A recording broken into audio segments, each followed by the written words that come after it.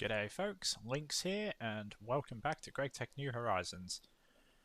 So I've been rather busy this last week, not playing Minecraft. I was actually playing Factorio for a good portion of the week. I also gave Satisfactory a go as well. I can't make up my mind about Satisfactory, uh, to be honest.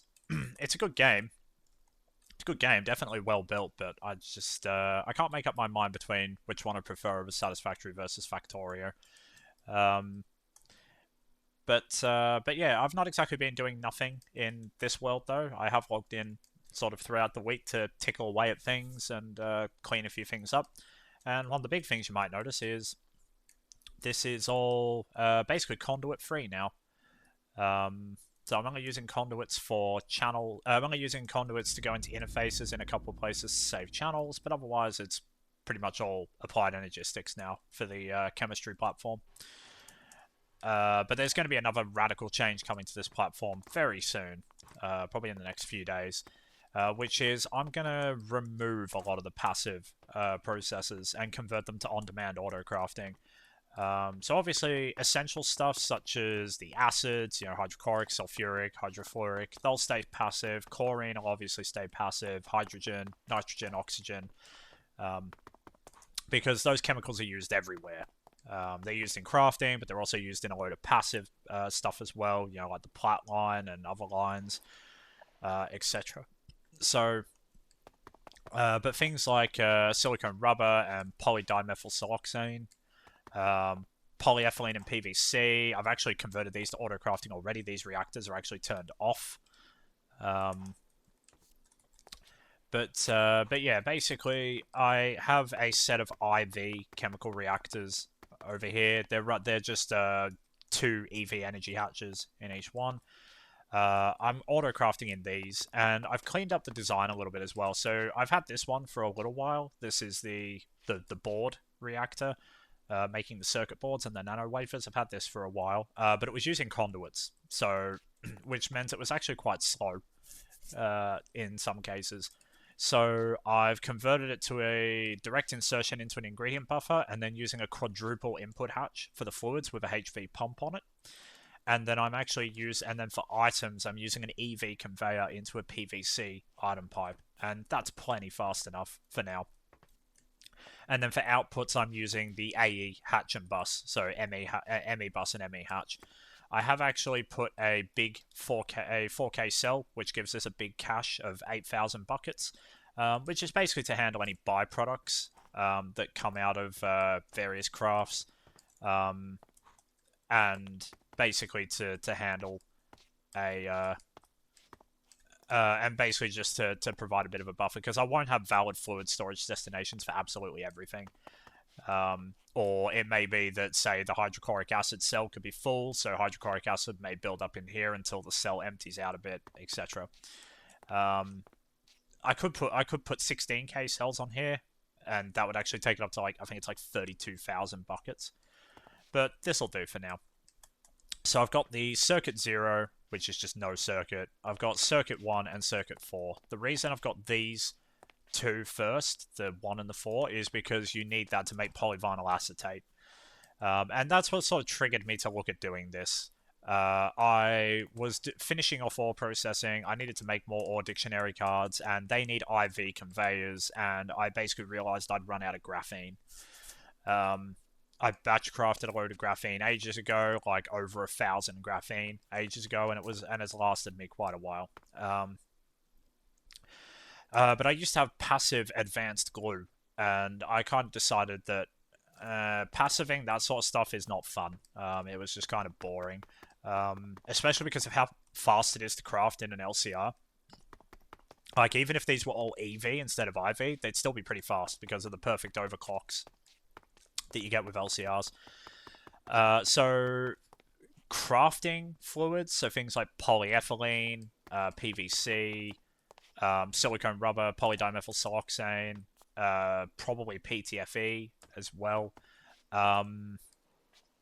Maybe iron 3 chloride, epoxide. These are all going to be converted to auto crafting.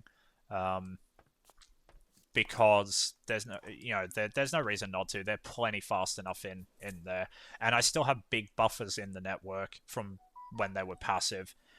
So it'll be a while before I actually have to craft with them anyway. And by the time I do have to actually craft with them, I may be able to make those faster. Um, but yeah, it's just been a bit. I just really couldn't be bothered setting up passive advanced glue again.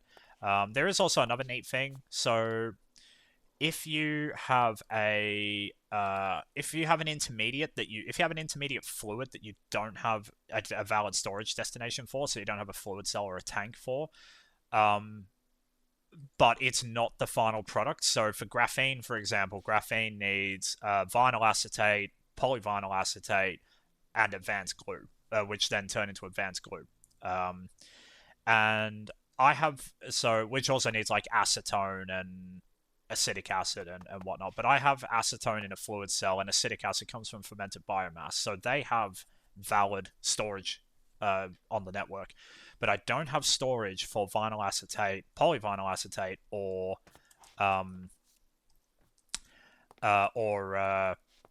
advanced glue. But for graphene, that's not actually a problem. So advanced glue makes 2.5 buckets per recipe. Graphene only needs 500 liters. So you get 5 stacks of graphene out of 1 recipe of advanced glue. Now the nice thing is that because the final product of crafting graphene is the graphene, the intermediate fluids that get left in the crafting CPU, because it's not exact ratios, 1 bucket of vinyl acetate, to make polyvinyl acetate, you only need 144 millibuckets of vinyl acetate, and the vinyl acetate recipe makes 1 bucket. So you get like 9 runs of the polyvinyl acetate recipe from a single bucket of vinyl acetate. So the ratios aren't exact, which means you end up with leftovers. And the really neat thing is that if those leftovers are left in the crafting CPU when the craft completes, then they will actually be returned to the network as items. In this case, a drop of advanced glue. So I crafted 1 stack of graphene, which left me with 2 buckets of advanced glue spare. Now this is actually really good, but it only works this way if the fluid is not the final product of the craft. So, for example, for polyethylene,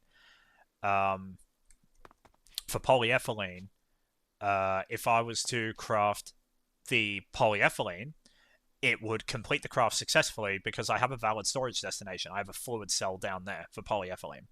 So it would complete the craft successfully.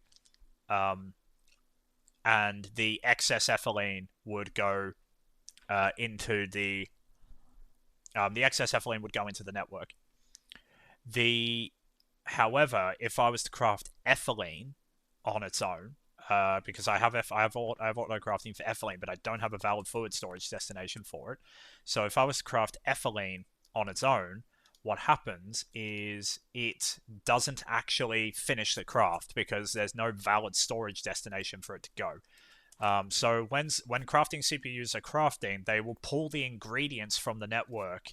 They'll pull the ingredients from the network, but they don't pull the final product. So the final product basically goes into the ME output hatch in the LCR, and it sits cached in that hatch because there's no storage destination for it to go into. Because basically, for a crafting CPU to mark a craft as complete, it has to see the item enter the network, whether that be through it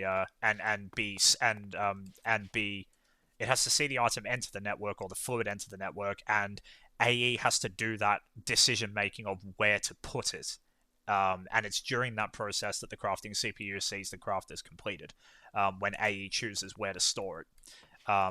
If it's a final product and not an intermediate step.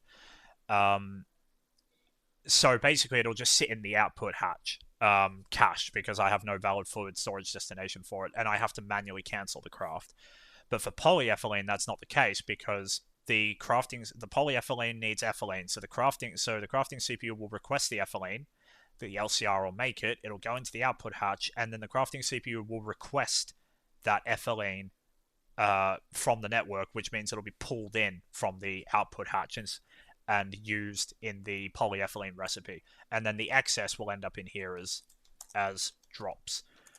So as you can see here, I've got 712 liters of ethylene, and this can be used for future crafts because even though these are items, and what converts them to items is this fluid discretizer thing.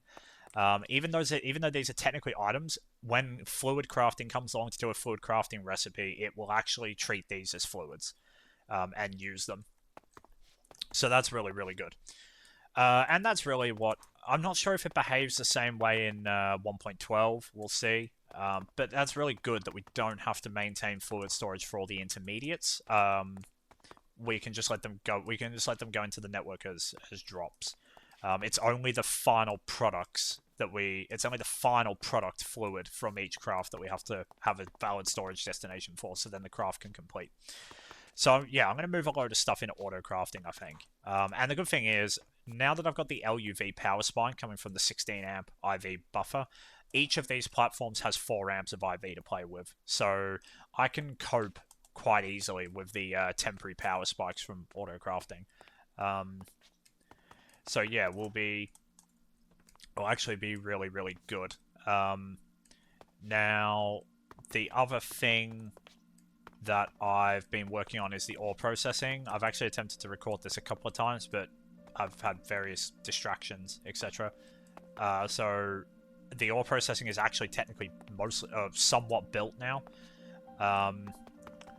But yeah, we'll go through that. So first of all, I had to run the power line over here. I've changed this from HSSG to vanadium gallium because I realized that using HSSG was actually a pretty bad idea. So vanadium is something that's actually really easy to get, and gallium I'm getting renewably from bees. I have like 18,000 gallium in the network. So the only downside, the only annoying bit about this is just the smelt time. The vanadium gallium takes absolutely ages to smelt. It currently takes 50 seconds per ingot, and then you got to cool it as well. So that's not great. But basically, the ore processing sort of logic starts here. So first of all, we have our standard sort of kissing networks set up, where we have to make items accessible to the main net from this resource net. This bus is set to extract only because I don't want the main net to be able to put stuff in here. It was able to previously, and I thought it was working alright, but it turns out it was causing a few problems. So basically, we only allow the main net to pull from this network. And then up here, we have fluids that will need to go out from the resource net to the main net. These will mostly be byproducts of ore processing once I get an electrolyzer in there. And that's oxygen, fluorine, chlorine, and hydrogen. Those are basically what's produced for now. There may be others I'm missing, but that's basically what's produced for now. There are certain items that we need to prioritize sending to the main net. So this bus has an extremely high priority of 10,000, which is the highest priority anywhere on this network. Because all other priorities are either 1,000 or 1,001 or 0. So basically, this is the... we need these two for the platinum line. Purified tetrahedrite and purified chalcopyrite. There is a couple of others as well. I think like sheldonite and a couple of other ores that we need for the platinum line. I believe galena ore needs to be excluded as well. So it needs to be purified but then excluded. So basically, yeah, there's at the moment this is just ores that we don't want to send into the full ore processing chain. We just want to wash them and then send them into the main network for storage, and then the main network can export them into the platinum network, into the platinum line or whatever line. And then there are fluids that we need from the main network. So we need sulfuric acid. At the moment, it's for ilmenite processing to get more rutile dust and to get ilmenite slag. Which gives us a good shot at things like tantalum. We need sodium persulfate for bauxite. Again, I believe this just, if I recall, this just boosts the yield of rutile dust from bauxite.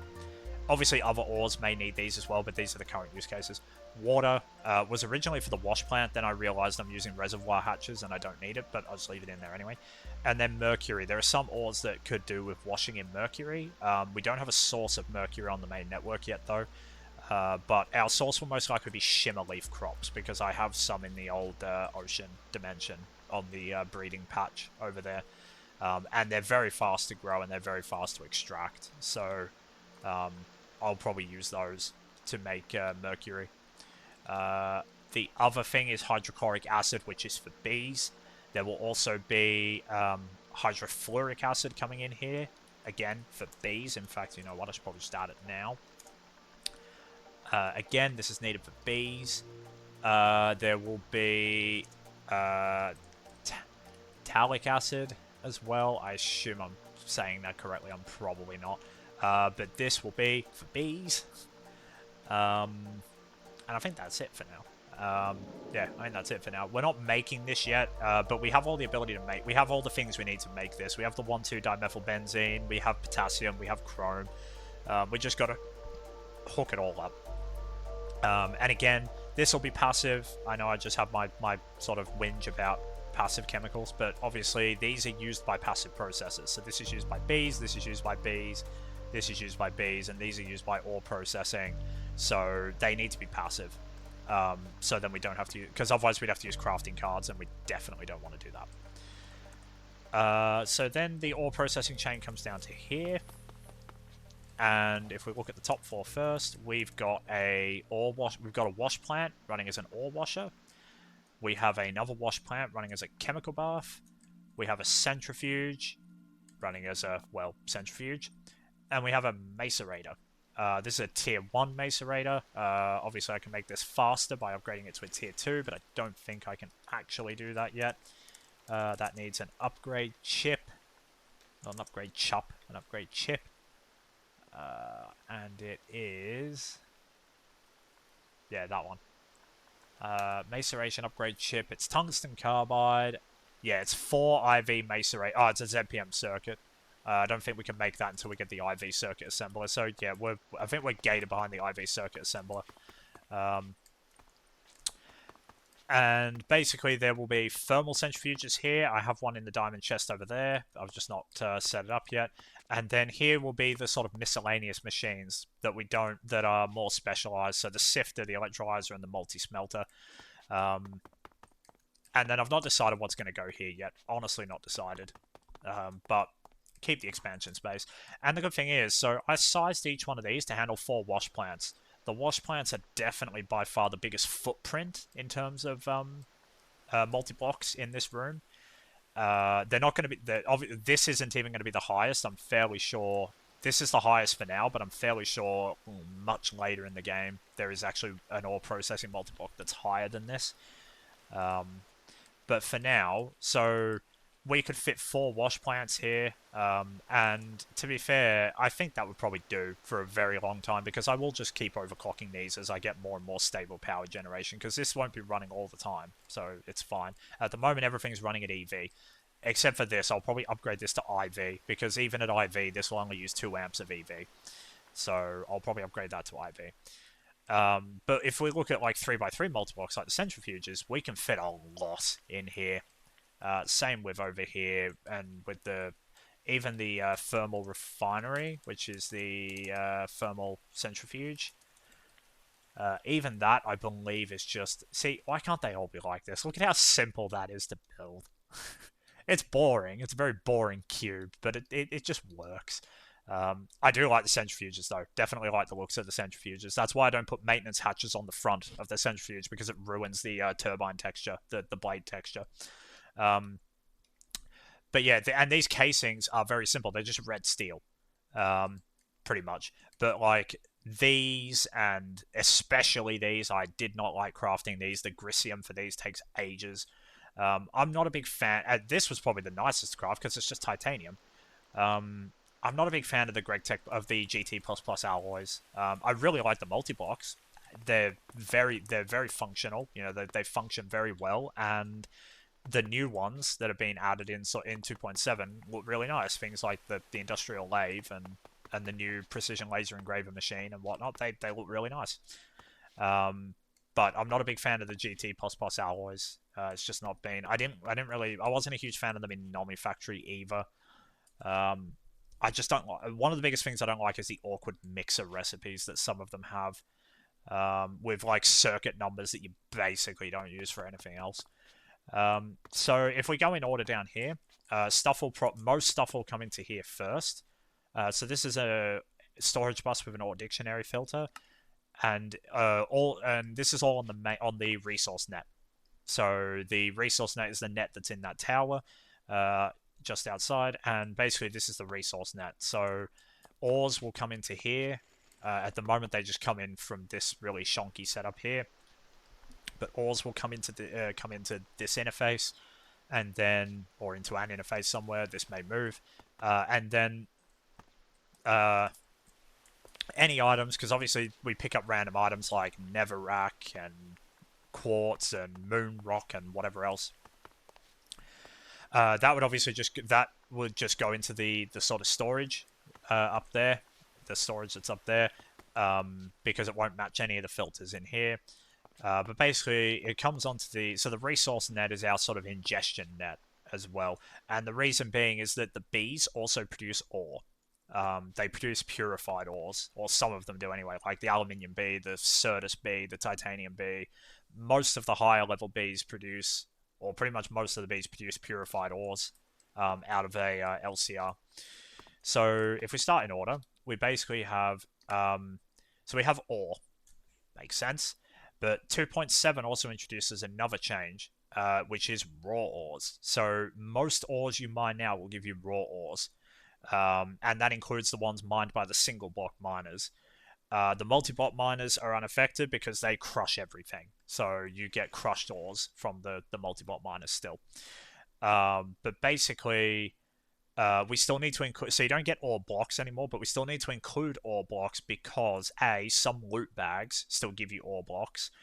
And B, the Nether especially still has Tinker's ores, and they don't give you raw ores, they give you the blocks still. We also want crushed purified, so any washed ores we need to macerate into purified dust. And same with centrifuge. Anything that comes out the thermal centrifuge, we then need to macerate. The next step is that crushed ores will come into here, but not crushed purified. So we don't want to loop the crushed purified back into here. We just want crushed ores. And the way that I'm handling, because I can't use advanced stocking input buses yet, the way that because they need LUV and they need the assembly line, I believe. So the way I'm handling it right now is I'm just using an export bus with a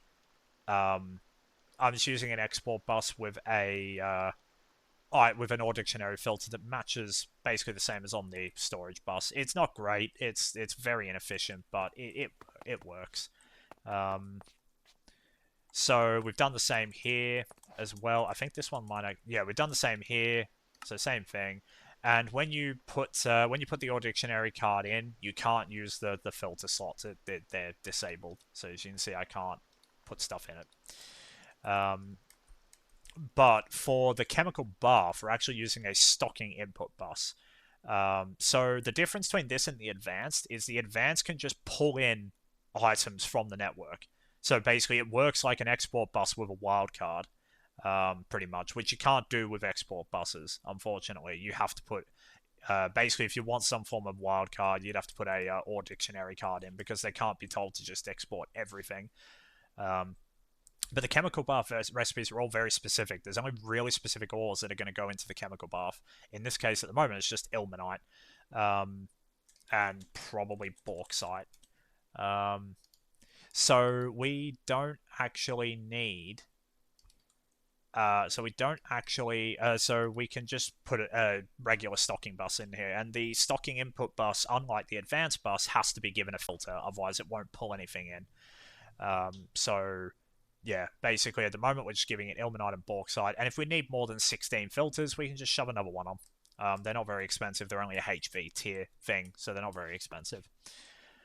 So the purified ores will come out of there, and they will end up in...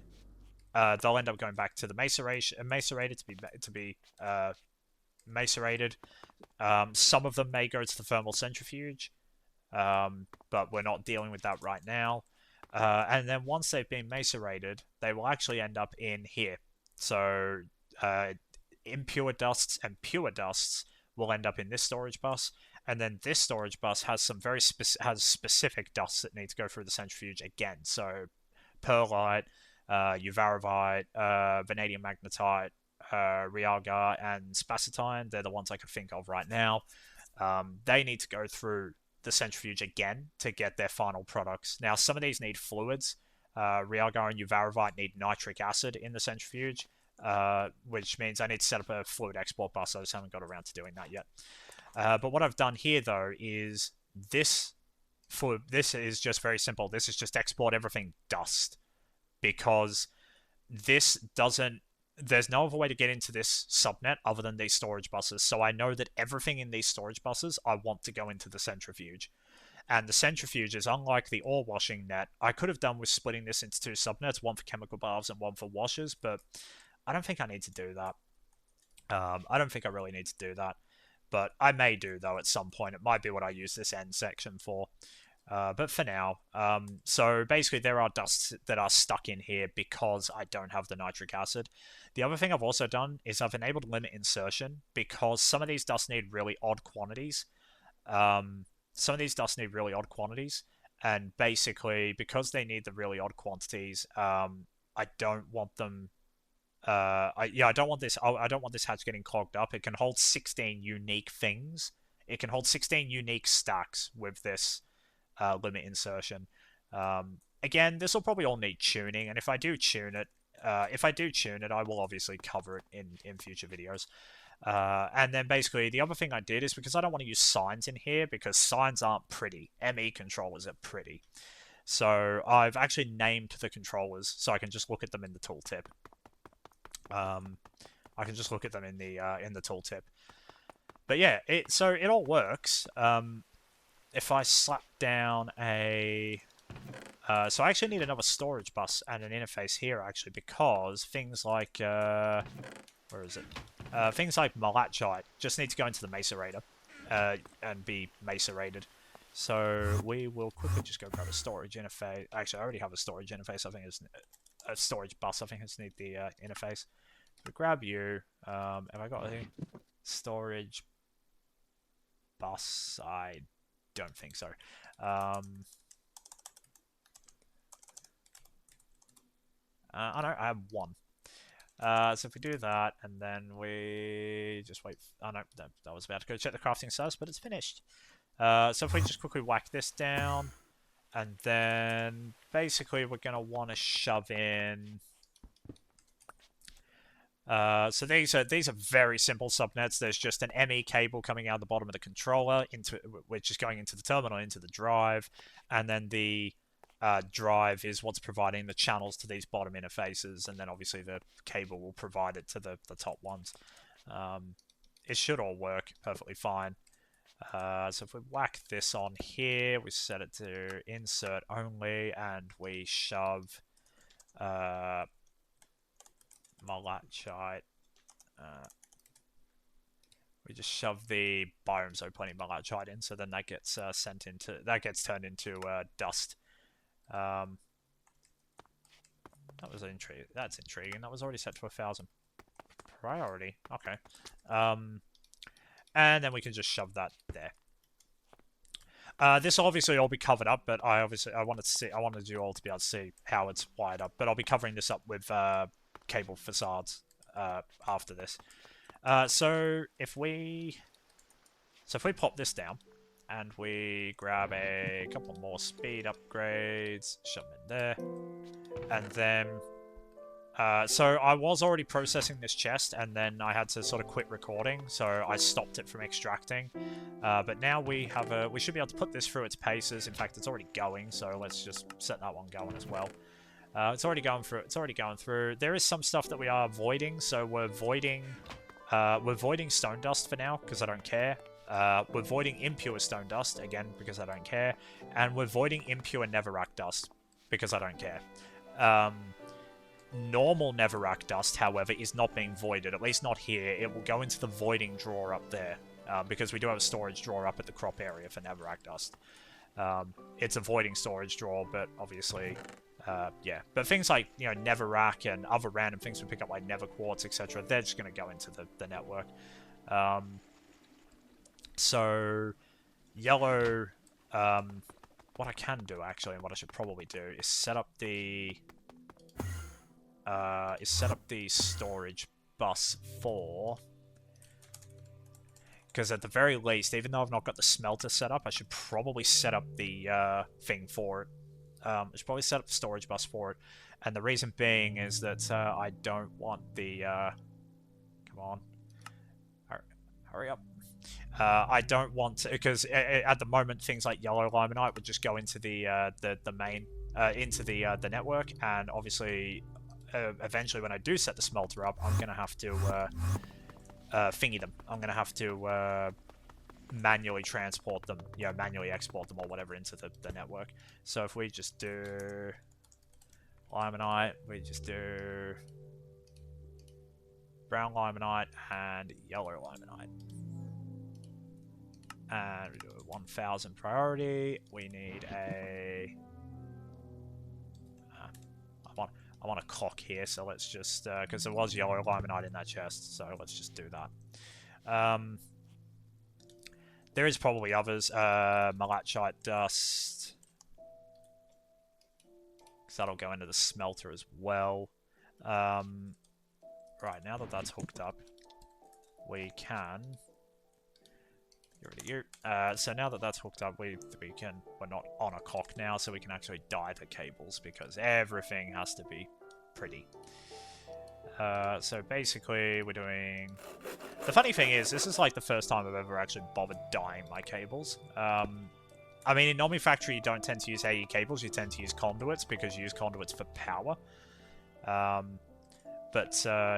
for now, that'll do. That'll get stuff going into there.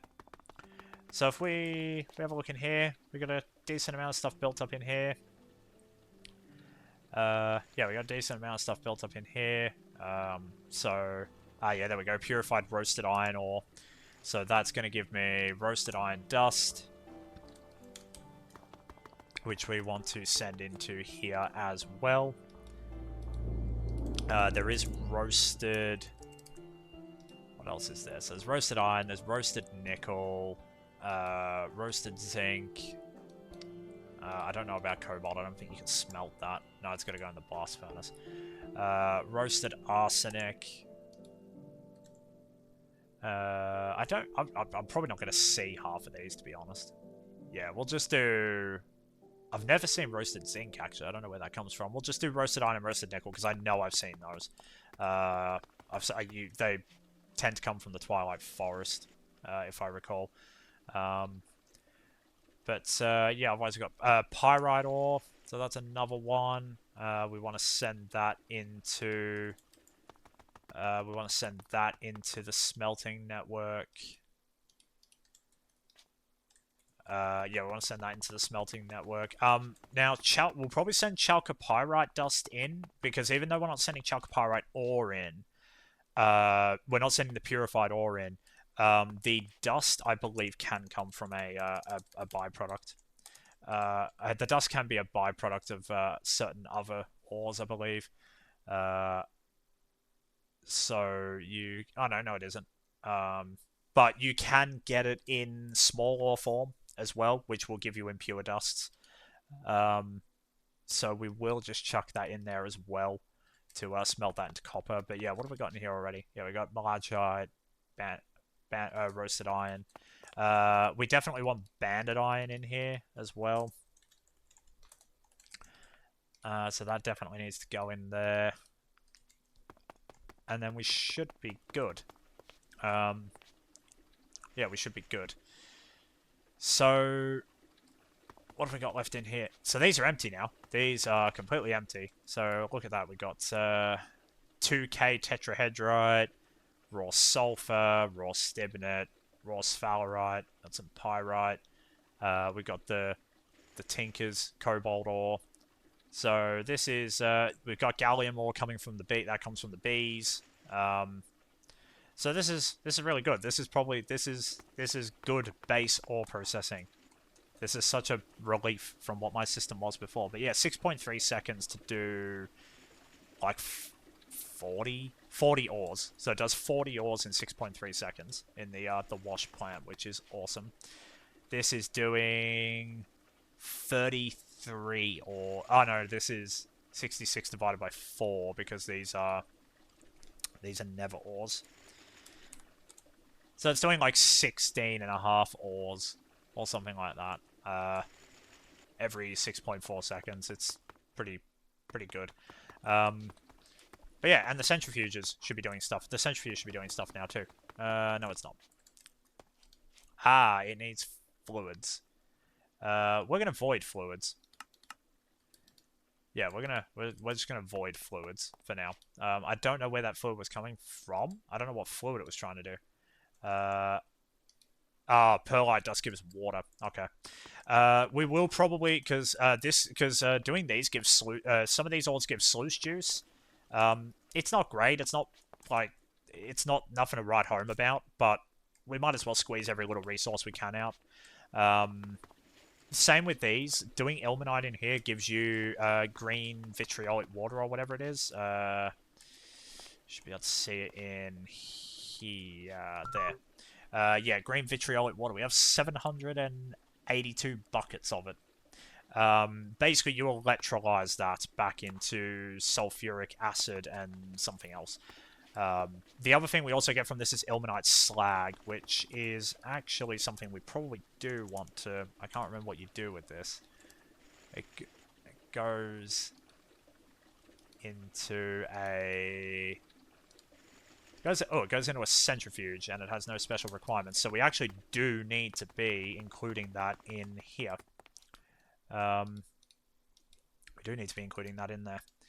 Now the thing is that there will be ilmenite slag in the main in this network, most likely, and one of the drives is full.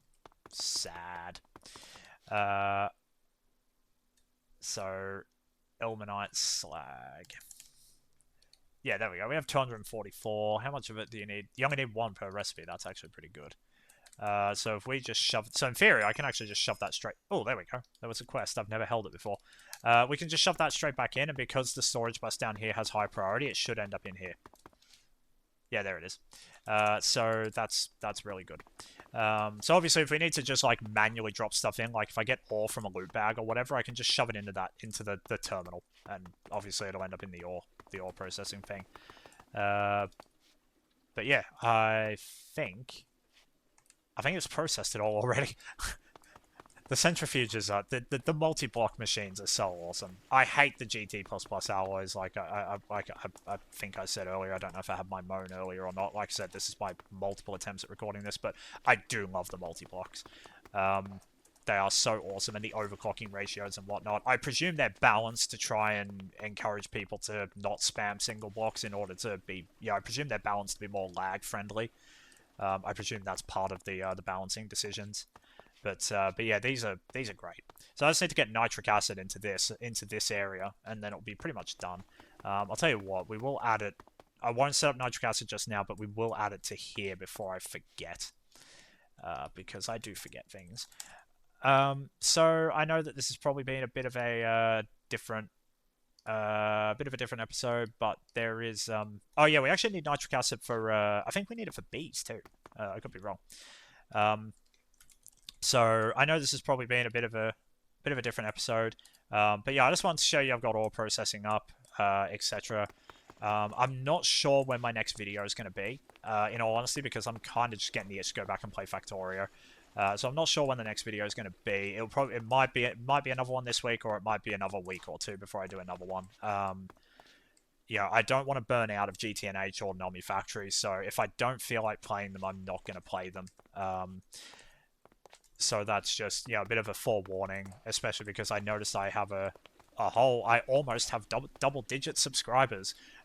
So I do just want to sort of set expectations that, I'm not gonna give up anytime soon. I'm not gonna quit anytime soon. But there could be long gaps between videos sometimes, simply because I don't want to risk burning out of these packs. Because if I burn out these packs, I will literally just put them down for like months at a time, and I don't want to do that, but especially with GTNH, because if you put it down for like 3 or 4 months, it's very hard to come back to your world. You kind of forget how everything works, even though you built it. So just one other thing. that I want to touch on is this is probably going to end up turning into a lawn base, or it's probably going to end up turning into a series of platforms. I do like the centerpiece that I've got. I do like the centerpiece that I've built, with the bee area and the crop area and the central tower and whatnot, and the stairway to the heavens, where something will go. At some point, maybe that question mark will probably get replaced with something. But for now, I don't enjoy building. I've come to the conclusion I don't enjoy building in 1.7. I'm not good at building to begin with, but Nomi Factory though does give you effortless building, which at least takes some of the tedium away from it. I really do like effortless building as a mod. So for the creatively handicapped like me, who lack imagination, effortless building at least takes away, well, some of the effort. So I am probably still going to do an overworld base in Nomi Factory, like I said in my opening video. But there is also another idea I'm pondering with, which is to use... so Nomi Factory includes just enough dimensions, which is what they use to create the Void World. I'm probably going to update the config to have it create another dimension, which might be a entirely water dimension, similar to what I've done in... similar to what I've done with this, what I did with this dimension in GTNH when I updated the personal space config to allow me to make the water dimension. Because with effortless building underwater and stuff is so much easier. So I will probably do one of two things. I will either continue to build an overworld base in Nomi. I'll either build an overworld base in Nomi Factory in the ocean biome near my spawn, or I will build a ocean base in Nomi Factory because, again, effortless building makes it easier. And the ocean area, this looks really nice with shaders. It's annoying to build in. And GTNH is... I'm going to put you out of your misery. And you're going to explode as a result. GTNH trying to think of a design for something, especially because I'm not very creative, can just add hours to things. And it's one reason why recording these videos is getting harder is starting to get harder because I don't like thinking of designs. I'm not good at it. So there will probably be a lot of platforms appearing in the Void World, unfortunately. And if that turns you off, then I am sorry. But for me, the challenge of this... I do want to have something that's remotely nice to live in, but for GTNH, I've concluded that is a lawn base. If it wasn't for the fact that I really don't want to move all of this again, I would actually use personal space to create a super flat and then just move it all to a super flat, but I don't want to do that again. A void is just as good, especially with a jetpack. So yeah, unfortunately, it will probably devolve into a load of platforms, but the one thing I will point out, though, is some of the GTNH multi-blocks, especially the late game ones, the DTPF, or I think I've got those the right way around. The assembly lines, the space elevator and whatnot, they look really good. So even if they're on a platform, they're going to make that platform look really good, assuming I get that far. Same with the I've not looked at it yet, but the new Godforge, I think that's actually pretty big. But I've not looked at it yet. I've not gotten anywhere that far. So the new GTNH multi-blocks, especially the late game ones, they will make it look good. Even if it is a series of platforms, they'll be damn good looking platforms. So that's just something I wanted to sort of... that's an expectation I just wanted to set now. That, I may add some design flair every now and again. But realistically, the challenge for this pack for me... much the way that I've been approaching Factorio for the time that I've been playing it, I've been building very bland factories, but they work. So I will. So I think the design quality is probably going to go down a bit, at least in GTNH. I expect in Nomi it'll be a bit different, but I guarantee you now, if I do a hard mode Nomi run or a hard mode Moni factory run. After I do my normal mode run, I can guarantee you they will be lawn bases. Absolutely. I've enjoyed how fast I've been able to progress in Nomi Factory by just lawn basing everything. So yeah. Anyway, sorry, I know this has been a bit of a ramble. So if you've made it this far, I really do appreciate it. Like I said in my, I believe it was my previous video, I do want to be honest with people about where I am and how I'm feeling about the run and the base and whatnot. And I didn't want you all to just see everything devolve into a load of platforms and then no explanation why. With no explanation why. So what I'm going to do is I'm probably going to spend some time playing more Factorio, and no, I'm not going to upload Factorio videos because I'm worse at Factorio than I am at GTNH. So I will not be uploading Factorio videos. But basically, probably going to play a bit more Factorio and continue to scratch that Factorio itch until it goes away. Especially with Space Age coming out recently, I obviously want to give that a go. But in the meantime, there will be some more changes happening to this world. I will move some more of this to on-demand autocrafting, etc., and just give the world a bit of a tidy up. I think the next video that I do will probably be when we shoot for Tier 2 rocket, because I really should have that by now. I really should have had that ages ago. So yeah, that'll be the next video. Most likely we'll be getting to Tier 2 rocket. So I hope you all have a lovely day, and thank you very much for watching. I do appreciate it, and I will see you all later.